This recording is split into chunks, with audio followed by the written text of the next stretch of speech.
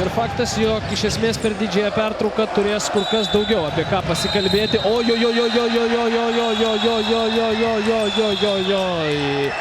O čia negerai. Muštynės prasidėjo tarp abiejų komandų ir situacija tampa nekontroliuojama. Fanai bėga į aikštę. Čia prasideda su kėdėm.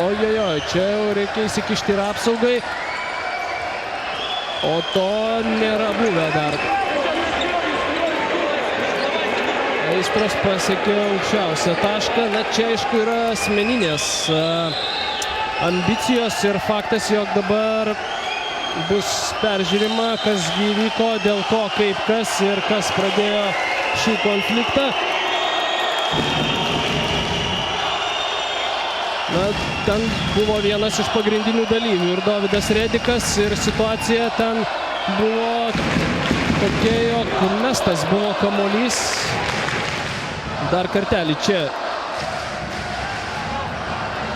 Na, čia griūdamas į užribį tiesiog bandė Ernestas Ežerskis mesti kamuolį.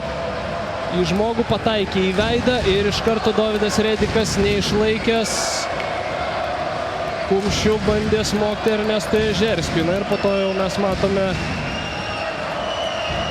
ir atsarginiai žaidėjai įsijungė į visą šį konfliktą. Prasidėjo aiškinimaisi tarp Barinovo ir Bobrausko.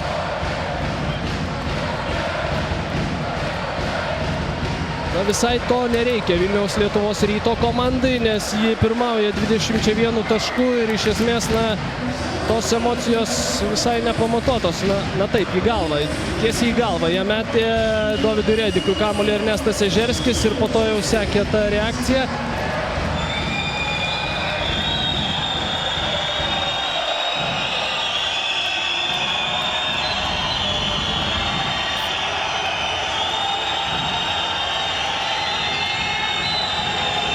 Dabar kalbasi rungtynių teisėjai su komisaru Kęstučiu Pilipausku apie tai, kas įvyko, kokius reikėtų priimti sprendimus.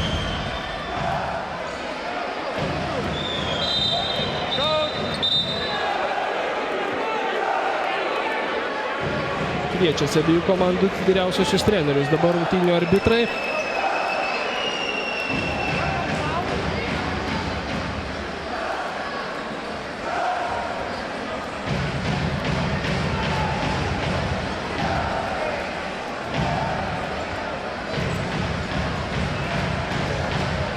Na, čia matome, buvo agresyvi Dovydo Rediko gynyba ir netgi prieš tai į veidą gavo Redikas nuo Ežerskio, tačiau po to jau griūdamas Ežerskis į užribį, suprasdamas, kad praras kamuolį, metė jį tiesiai Redikui į galvą. Ir aišku, Redikas tai traktavo kaip tyčinį veiksmą ir iš karto puolė Ernestą Ežerskį.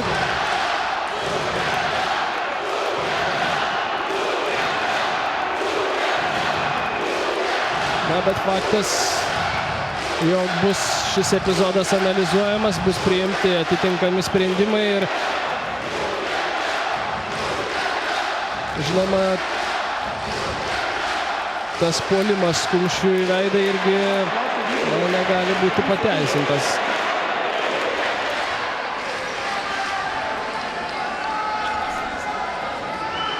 Na, čia tikrai galėjo susižeisti ir pats Dovydas Redikas ir Ernestas Ežerskis ir sužeisti dar ir trenerius, kurie buvo visai čia pat.